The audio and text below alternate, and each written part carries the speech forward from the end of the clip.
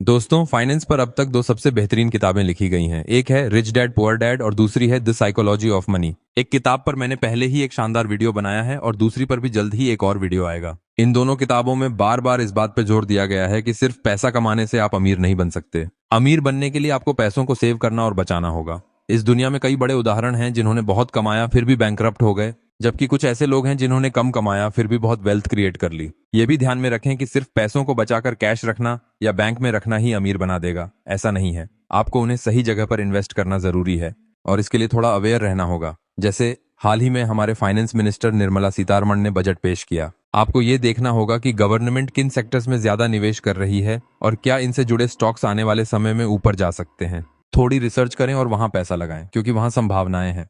तो सिर्फ पैसा सेव करो कहना काफी नहीं है, ये बताना भी जरूरी है कि पैसे कैसे बचाएं। आज मैं आपको यही बताने वाला हूं कि कैसे आप अपनी लाइफ में अलग अलग तरीकों से पैसे बचा सकते हैं। पहला पॉइंट है ब्रांडेड से अनब्रांडेड पर शिफ्ट हो जाएं। मेरा मानना है कि अगर आप महीने के 2-3 लाख रुपए नहीं कमाते हैं तो आपको बड़े बड़े ब्रांड्स की चीजें खरीदने का कोई हक नहीं है। सस्ते अनब्रांडेड प्रोडक्ट्स जो उसी क्वालिटी के होते हैं खरीदें।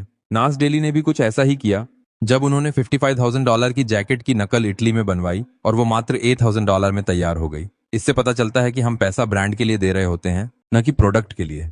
दूसरा पॉइंट है कूपनिंग। अगर आपके पास कोई कूपन है या सेल है तो उसी में खरीदारी करें, पर सिर्फ तब जब वह चीज आपको जरूरत हो। मैंने खुद लेंसकार्ट से एक प्रीमियम ग्लासेस खरीदा जो बहुत अच्छे डिस्काउंट पे मिल रहा था और मुझे लेना ही था, इसलिए मैंने उस ऑफर का फायदा उठाया। तीसरा पॉइंट है भावतोल करना सीखें। ये स्किल कई इंडियंस के पास होती है, लेकिन आजकल की जनरेशन में ये कम होता जा रहा है। ये सीखने का कोई बुरा समय नहीं होता। अगर हम बार्गेनिंग करते हैं तो छोटी छोटी सेविंग्स जोड़कर एक बड़ा अमाउंट बन जाता है। चौथा पॉइंट है अपना घर डाउनसाइज करें। बड़े घर का सपना सब देखते हैं, पर वह लायबिलिटी है। जितना बड़ा घर उतनी बड़ी लायबिलिटी। अगर आप वही पैसा अपने काम में निवेश करें तो उससे बेहतर रिटर्न मिल सकता है और आप भविष्य में बड़ा घर भी खरीद सकते हैं। पांचवा पॉइंट है कार को छोटा रखें। कार हमेशा पैसे खींचती है, उसे कमाने का जरिया नहीं बनाती। जब भी कार खरीदें इस रूल को फॉलो करें, 20-4-10, यानी डाउन पेमेंट 20% हो, ईएमआई 4 साल से ज्यादा की ना हो और कार का खर्चा आपकी इनकम के 10% से ज्यादा ना हो। छठा पॉइंट है बजटिंग। सेविंग करना बहुत जरूरी है। अगर आप महीने में सिर्फ RS 500 बचा सकते हैं और उसे किसी अच्छे म्यूचुअल फंड में SIP के थ्रू निवेश करते हैं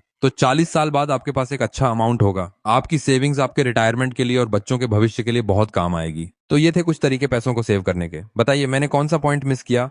और अगर आपको ये वीडियो किसी दोस्त या फैमिली मेंबर को फायदेमंद लगता है तो इसे उनके साथ शेयर कीजिए। साथ ही हमारे चैनल को सब्सक्राइब करना मत भूलिए। हम फिर मिलेंगे अगले वीडियो में।